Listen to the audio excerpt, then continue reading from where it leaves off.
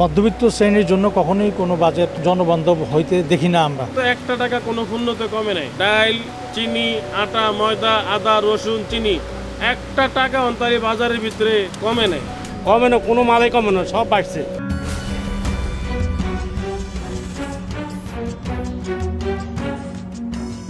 দু ২৪-২৫ অর্থ বছরের প্রস্তাবিত বাজেটে নিত্য প্রয়োজনীয় পণ্যের বাজার স্থিতিশীল রাখা ও উচ্চ মূল্যস্ফীতির লাগাম টানতে অর্থমন্ত্রী চাল, ডাল, আটা, লবণসহ অন্তত ২৭টি নিত্য প্রয়োজনীয় পণ্যের উৎসে কর ২% থেকে কমিয়ে ১% করার প্রস্তাব পেশ করেন। তাতে কমার কথা রয়েছে এসব নিত্য প্রয়োজনীয় পণ্যের দাম।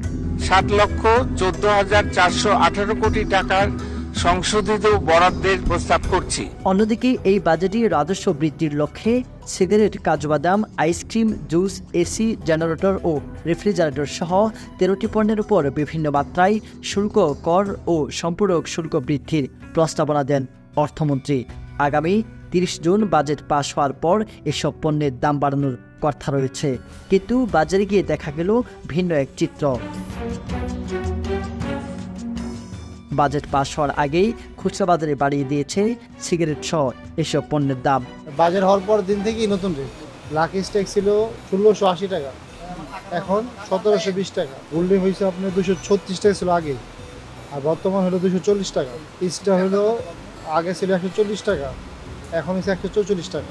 বাজেট পাশ হওয়ার আগেই বর্ধিত সিগারেট দামে ক্ষোভ প্রকাশ করেন খুচরা বিক্রেতারা। ছোট বাচ্চারা আঙুরের মাল দেয় না, আমরা মার্কেট দিয়ে নিয়ে বেশি বেতন লাগে, বেশি দিনই বেশি বিক্রি করা লাগে। আমি কোম্পানির কথাই বলি, কোম্পানিরা আমাদেরকে কোনো মাল দেয় না। ওই বড় বড় ২-১টা দোকানে ওরা কন্ট্যাক্ট করে ফেলায়, ওই সব গাড়ি নিয়ে দিয়ে দেয়। আমরা ছোটোখাটো দোকানে মাল দেয় না। বর্ধিত হওয়ার সম্ভাবনাময় পণ্য পাশ হওয়ার আগেই বেড়ে গেলেও কমেনি খুচরা বাজারে ডাল, চাল, আলু, পেঁয়াজ ও লবণ সহ অন্যান্য নিত্য পণ্যের দাম। অন্তত একটা টাকা কোনো পণ্যতে কমে নাই। ডাল, চিনি, আটা, ময়দা, আদা, রসুন, চিনি একটা টাকা অন্তরে বাজারের ভিতরে কমে নাই। এটা কোনো যুক্তির কাতার হইতে পারে? কিন্তু গরিব টাইমটা যখন কইছে ১২টা ১১টা হইব, তখন তো তাৎক্ষণিক এটা লামাই দিছে, না দিলে মামলা হবে। যারা বড় সেন্ডিকেট যারা আছে, মজুদদার যারা আছে, তাদেরকে ধরে না কেন, ধরলেই তো এটা ফয়সালা হয়ে যাবে। এখন পর্যন্ত বাজারে কোনো প্রভাব দেখা যাচ্ছে না, দাম আগের মতোই বেশি হারে চলছে। আমাদের দেশের যেটা সমস্যা, যে দাম বাড়ার ঘোষণা আসার আগে থেকে বাড়া শুরু হয়ে যায়, কিন্তু কমানোর ঘোষণা হলে সেটা কার্যকর হতে অনেক সময় লাগে। না, এখনো কোনোটাই কমে নাই, আরো বাড়তি খবর পাওয়া যায়।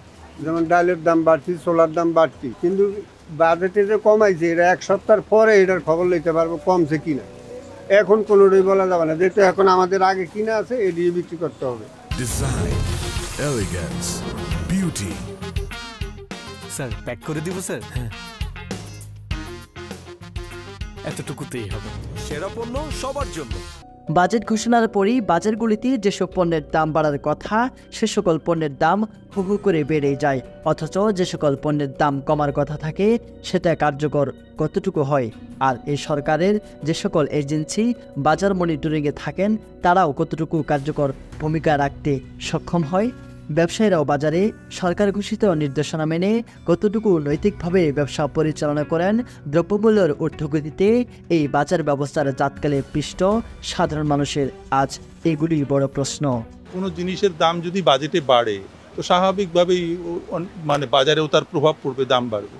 কিন্তু যখন কমে তখন কিন্তু কমে না, এটা স্বাভাবিক, এটা কাম্য না। এবং এইখানে কারা এই চক্রের মধ্যে আছে এটা আমি বলতে পারবো না।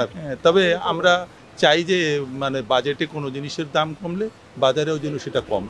এখন যারা আমদানি করে তারা যদি অল্প লাভে বাজারে সব কিছু বাজারে ছাড়ে, তাইলে ক্রেতারা কমে কিনতে পারবে। আর যদি তারা বেশি মুনাফায় ছাড়ে তাহলে তো ক্রেতারা কম কিনবে করতে।